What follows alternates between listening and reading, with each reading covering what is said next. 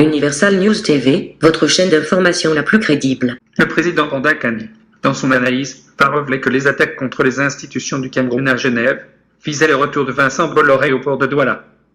Les manifestations observées donc à Genève avaient pour enjeu d'imposer au président Biya le retour de Bolloré au port de Douala. Et M. Bolloré a des agents au sein de l'État camerounais qui travaillent pour cela, précise le président Banda Kani. Écoutons maintenant le président Banda Kani. Écoutons. Il n'y a rien de nouveau sous le soleil.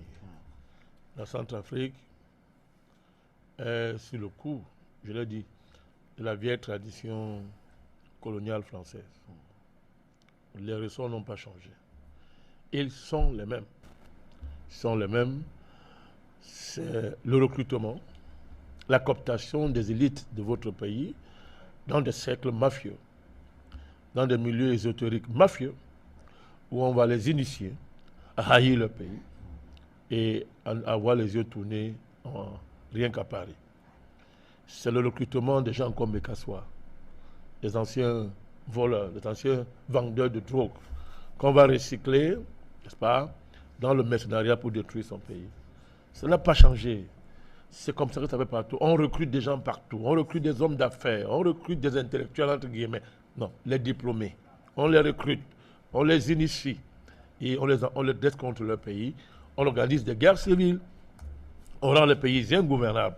Comme actuellement, on prépare une déstabilisation génocidaire à l'extrême nord de la Centrafrique.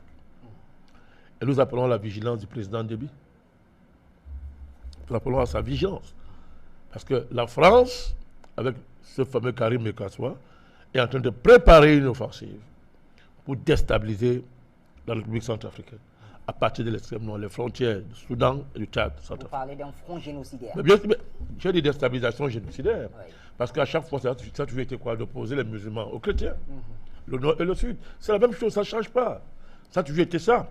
Donc nous dénonçons ça à Mondo Vision pour dire que nous sommes au courant de ce projet et on va se lever comme d'habitude pour le tuer dans l'œuf, pour dénoncer ce projet. Et comme évidemment, vous allez voir cette communauté internationale avec ses ONG de vampires et de sorciers. Et maintenant, ils ont recruté les petites filles partout, vraiment, qui donnent les leçons aux pays africains. Des petites filles qui sont en mal de puberté, donnent les leçons matin, midi aux pays africains, alors qu'elles sont des petites mercenaires. Personne ne parle de ça. Personne ne voit tout ce qui se prépare au nord de la RCA. On fait semblant de ne pas voir. Après, l'ONU va sortir, faire les communiqués pour appeler à la retenue, pour dire attention à ceux qui violent les droits de l'homme. Alors que l'ONU sait, les renseignements, les services secrets savent que Paris est déjà en train de parrainer la déstabilisation génocidaire, n'est-ce pas, de la RCA à partir de l'extrême nord du pays. Et c'est M. Karim Bekassoua qui est le cheval de Troie de cette affaire-là. On le voit, on le sait. Donc nous serons là pour dénoncer. Bachir, tout à l'heure, on vous a parlé des entreprises de M. Bolloré qui ont siégé 31 ans au BAC sans être actionnaires.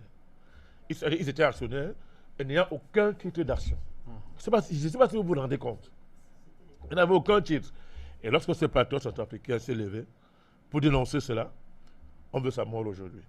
Alors, c'est l'occasion de dire aussi une fois à la suite de Bertrand Tassida que les mêmes menaces pèsent sur le port de Douala, au Cameroun.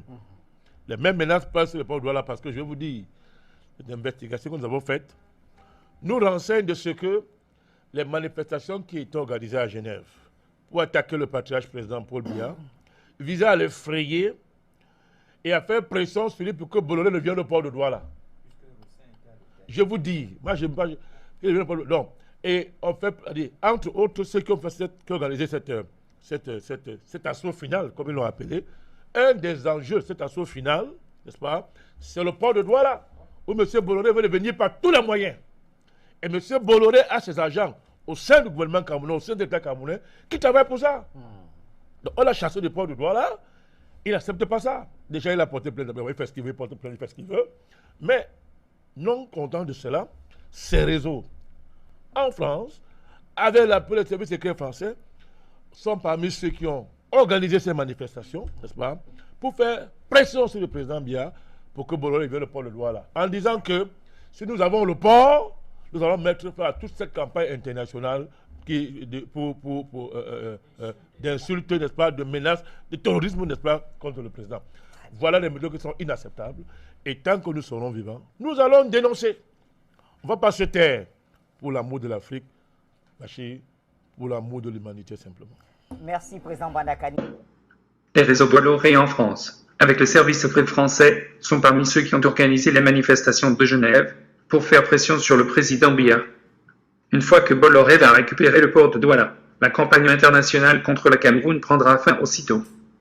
Voilà le message que le président Bandakani a voulu faire passer à travers son analyse. Universal News TV.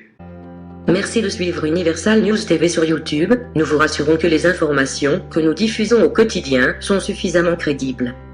Alors, n'hésitez pas à liker la vidéo si elle vous plaît, et si vous êtes nouveau sur la chaîne. N'oubliez pas de vous abonner et d'activer la cloche de notification pour ne pas rater nos prochaines vidéos.